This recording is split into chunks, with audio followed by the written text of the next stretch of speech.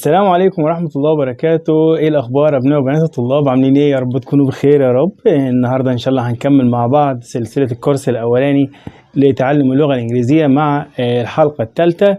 النهارده ان شاء الله هنتعلم حاجة جديدة كده وبسيطة سهلة جدا جدا، بس بعد ما نقول يلا بينا.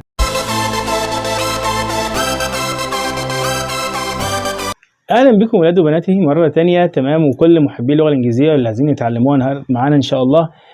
هنكمل النهارده السلسله بتاعتنا زي ما بدأناها في الحلقتين اللي فاتوا. احنا كنا اتكلمنا على اجزاء الجمله الانجليزيه، واتكلمنا قلنا الجمله بتتكون من فاعل او اسم في بدايتها، ثم فعل، ثم عندنا اداه، ثم صفه، ثم اسم. اتكلمنا برضو على الاسم وخدنا انواعه، تمام، او الفعل وخدنا انواعه، وان ممكن يكون اسم ممكن يكون ضمير، تمام. واتكلمنا على الادوات، اتكلمنا على ادوات النكره، واتكلمنا على ادوات المعرفه وازاي بستخدمها وكده. النهارده ان شاء الله هنتكلم على الجزء الثالث في الجمله الانجليزيه، وهي عندي الادجكتيف او الصفات. الادجكتيف مهمه جدا يا شباب. تعالوا نبص كده مع بعضينا. adjective يعني الصفات، تمام. الصفة مهمة جدا جدا جدا في اللغة الإنجليزية، تمام، أو في أي لغة في العالم، لأن طبعا الصفة إحنا عارفينها إنها بتوصف الاسم، بتوصف الاسم. إذا الصفة أنا أقدر أقول عليها إن هي مرتبطة بالاسم، الصفة مرتبطة بالاسم. بص كده، يبقى عندنا نقول هي مرتبطة بالأسماء أو بالاسم زي ما قلنا هي. تمام. ليه؟ طيب لأنها تسبق الاسم دائما، يعني دايما بتيجي قبل الاسم، دايما بتيجي قبل الاسم. زي مثلا لو انا قلت مثلا a tall boy، a tall boy ولد طويل، ولد طويل. خلي بالك ان اداة النكرة هنا سبقت الصفة، ما جاتش قبل الاسم. لازم احنا قلنا دايما مفيش اسم من غير اداة، مفيش اسم من غير اداة، الا الاستثناءات اللي اتكلمنا عليها في الحلقه اللي فاتت، تمام. انا عندي هنا بقول a tall boy، تمام، ولد طويل، تمام، بس انهي ولد ما اعرفش. هو انا عندي اداه النكره اهو سبقت ايه؟ الصفه، تمام، ثم جت ايه؟ الاسم بعد الصفه، يعني a tall boy ولد طويل. طيب في ملحوظه كده بيقول لي ان الصفه لا تجمع، الصفه لا تجمع، الصفة لا تجمع. طب ما ايه؟ بيقول لي ولكن الاسم يجمع، زي ما خدنا الحصة اللي فاتت في جمع الأسماء، تمام، لو تتذكر يعني في الكورس اللي فات، تمام. لو أنت رجعت الحلقة اللي فاتت هتعرف إن إحنا كنا إيه؟ بنجمع الأسماء. طيب دكتور أنا مثلا قلت عندي أهو a tall boy ولد طويل، عايز أجمعها، هقول إيه؟ تمام، tall boys أولاد طوال، أولاد طوال. طبعا أنا جمعت كلمة بويز حطيت لها الاسم. لو أنت متذكر كنا نقول الاسم اللي آخره واي يقلب الواي إلى آي ونحط له يس. طب ما أنت ما عملتش كده يا مستر هنا. لا، تذكر إن في استثناء كان إن الواي لو سبقها متحرك تبقى كما هي ويضاف لها اس فقط. طيب ماشي، تول بويز أولاد طوال. طب الأداة يا مستر، أداة النكرة، ما احنا قلنا ده جمع، وأداة النكرة معناها واحد بتفيد العدد. طب ازاي احط أداة نكرة هنا انا مع الاسم الجمع؟ ما تجيش طبعا، تمام. a tall boy بقت ايه؟ tall boys. ممكن مثلا اقول a short girl، بنت قصيرة، تمام. طب عايزين نجمعها، تعال ننزل الصفة زي ما هي اهو short girls، واحط اس الجمع بتاعت مين؟ بتاعت كلمة girl. يبقى انا هنا جمعت، تمام، الاسم عندي المفرد حولته إلى جمع، بس الصفة ما حصلهاش أي تغيير. الصفة لا تجمع، لا تتغير، ولكن الاسم هو اللي بيجمع. طيب مثلا لو أنا قلت واحدة تاني، مثلا أهو قلت مثلا an expensive car، سيارة غالية، سيارة غالية. عايز اجمعها اقول سيارات غالية، هقول expensive cars. شوف انا الصفة هتنزل زي ما هي، اما كلمة كار هي ايه اللي هتجمع اهو expensive cars اهي، الاس بتاعتي جمع ايه الاسم. تمام، يبقى انا عندي الصفة ما بتتغيرش، الاسم هو اللي بيتجمع. طب الاداة، طبعا اداة النكرة مش بتنزل، لان اداة النكرة بتفيد ايه الافراد، او بتفيد العدد، او بمعنى صح اداة النكرة بتقول بمعنى ان واحد، يعني مثلا ايه اتول بوي ولد واحد. تمام، الشورت جير بنت واحده قصيره، بنت وحيده. تمام، يبقى اداه النكره هنا عندي معناها ايه ان ده شيء واحد. طب انا لما اجمع خلاص النكره كده ملهاش اي لازمه عندي. طيب بيقول لي هنا في الملحوظه الثانيه الصفه. تمام، الصفه خلي بالك. تمام، الصفه بتاعتي اذا كانت بتوصف اسم لا يعد uncountable nouns. uncountable nouns خدنا المرة اللي فاتت الأسماء التي لا تعد. الأسماء التي لا تعد لو نذكرها مع بعض قلنا كل السوائل لا تعد، كل المساحيق لا تعد. تمام، وقلنا حاجات كتير جدا المرة اللي فاتت، ومنها مثلا الأسماء التي مثلا لا توجد في حالة مفردة، زي مثلا grass عندك العشب أو غير، أو مثلا hair الشعر. تمام، ساند الرمال إلى آخره، دي كلها أسماء لا تعد. مثلا زي ميلك من السوائل، اللبن، تي الشاي. تمام، عندي فلاور مثلا اللي هو الدقيق، واخد بالك، ايس تمام اللي هو الثلج. دي كلها اسماء ايه لا تعد. طب هنا بيقول لي الصفه اذا كانت توصف اسم لا يعد. احنا عارفين طبعا الاسم الذي لا يعد لا يجمع. تمام، ما يتجمعش اصلا. طب حلو خالص، امال بعمل فيه ايه؟ بعمله معامله المفرد. الكلام ده قلنا المره اللي فاتت. الاسم الذي لا يعد uncountable noun لا يجمع ولكن يعامل معامله المفرد. يعني مستر هحط له او ان؟ لا، انا عامله معامله المفرد لكن ما احطلوش اداه النكره، ما احطلوش ايه اداه النكره. والكلام ده قلناه المره اللي فاتت. هنا بيقول لي الصفه اذا كانت توصف الاسم الذي لا يعد هعمل ايه؟ قال لي لا توضع، اهو هنكررها تاني، لا توضع ايه او ان. او ان لا توضع. طب لا توضع فين؟ لا توضع قبل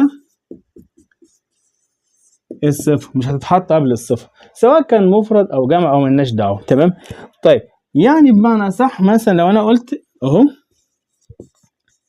green، تمام لحظة، مثلا green grass نبات اخضر، وحبيت اجمعه، ما هعملش اي حاجة، هنزلها هي اهو green grass اللي هو النبات ايه الاخضر او العشب الاخضر. في الافراد العشب طبعا عندي هنا تمام لا يوجد في حالة ايه مفردة. تمام، فلذلك عندي تمام مش بحط له يعتبر uncountable noun اسم لا يعد، لذلك ما بحطلوش او ان.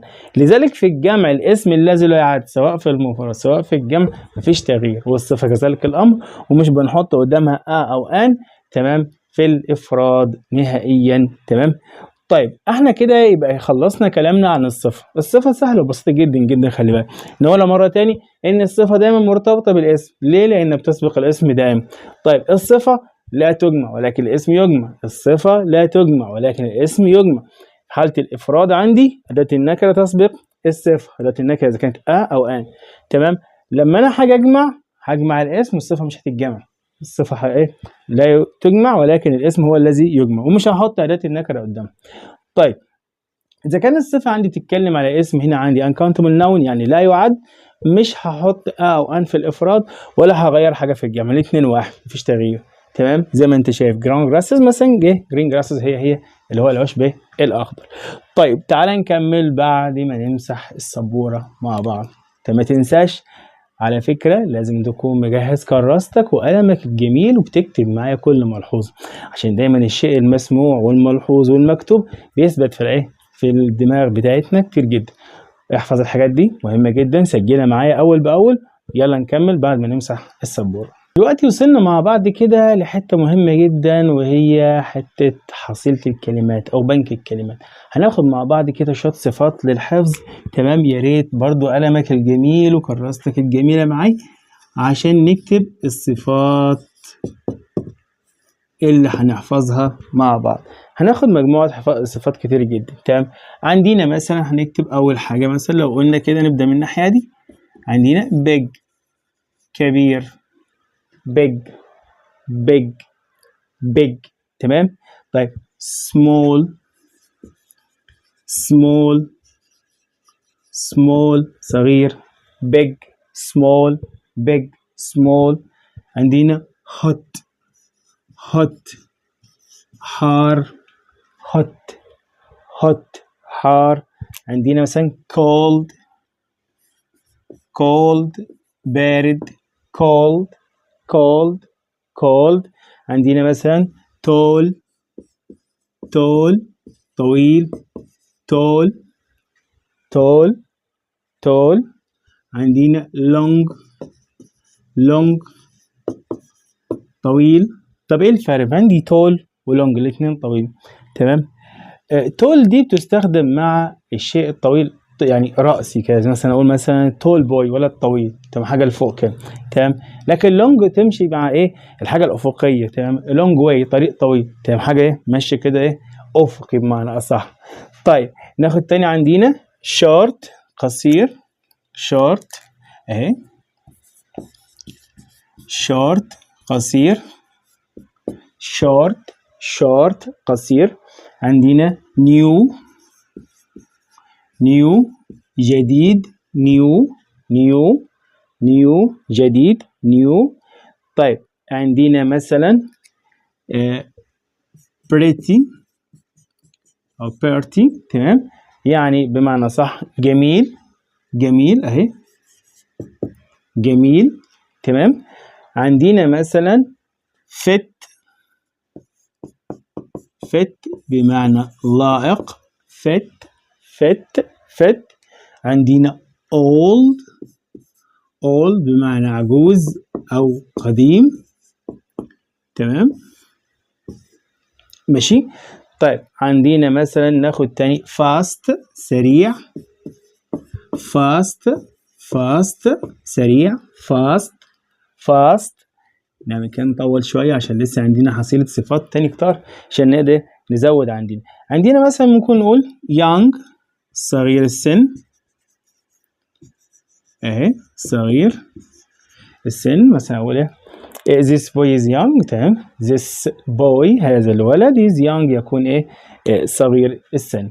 عندنا مثلا slow بطيء، بطيء هي عكس fast اللي هناك، fast سريع، slow بطيء. ممكن اقول the turtle السلحفاة is slow تكون بطيئة. تمام. السلحفاة تكون بطيئة، slow fast fast slow عكس بعضهم. طبعا الكلام المضاد ده والمساوي في المعنى هناخده ان شاء الله في مستويات اعلى باذن الله لما نتقدم شويه في المنهج. طب عندنا برضو healthy بس هنا اتش معلش، healthy يعني صحي. تمام. healthy food اللي طعام ايه؟ الصحي healthy. عكسها unhealthy اللي هو غير صحي. تمام. انا عندي هنا بتفيد ايه؟ المضاد او العكس يعني بمعنى صح. طيب عندنا happy سعيد، سعيد I'm happy أنا سعيد، I'm so happy أنا سعيد جدا مثلا. the boy is happy الولد يكون إيه؟ سعيد مثلا. عندنا sad حزين sad. clean يعني نظيف، مثلا this house is clean هذا المنزل يكون إيه؟ نظيف. this house is clean نظيف. طيب عندنا عكسها dirty اللي هو قذر أو غير نظيف يعني بمعنى صح dirty. عندنا kind اللي هو معناها طيب أو ودود يعني أو عطوف مثلا برضو kind. تمام. kind this man is kind هذا الرجل يكون إيه؟ عطوف أو ودود. عندنا funny برضو مضحك، يعني زي ما بقول لك مثلا you are so funny، انت يعني مضحك جدا او عيل حلو كده، يعني سمتك جميل جدا. طيب عندنا مثلا chubby، اللي هو الواد اللي هي ايه ممتلئ الجسم كده، يعني تخين بالبلد بتاع، نقول عليها ايه ممتلئ الجسم. chubby. وعندنا اخرها سلام، اللي هي رفيع او رشيق بمعنى صح، او مثلا جسمه ممشوق القوام. تمام. دي عندي هنا صفات مهمه جدا جدا يا شباب للحفظ، عشان تعرف بعدين ايه تقوي حصيلتك في اللغه، عشان نقدر بعدين نعمل جمل والكلام ده كله. احفظ الكلمات دي كلها، مهمه جدا جدا الصفات دي. تمام. اتمنى ان انتوا تكونوا استمتعتوا بالحلقه بتاعت النهارده. ما تنساش السبسكرايب بتاعتك والشير واللايك الجميله، هتدعمنا كتير جدا. تمام. يا رب يا رب تكونوا استفدتوا بالحلقه. تمام. عشان خاطري سجل كل حاجة عندك في كشكول كده أو في كراستك الجميلة أو في النوتس بتاعتك، واحفظ وذاكر وكل شيء، وامشي معاي واحدة واحدة عشان نقدر بإذن الله نوصل للمرحلة اللي احنا عايزينها. تمام. أترككم في رعاية الله وأمنه، وأقول لكم السلام عليكم ورحمة الله وبركاته، إلى لقاء قريب بإذن الله. السلام عليكم ورحمة الله.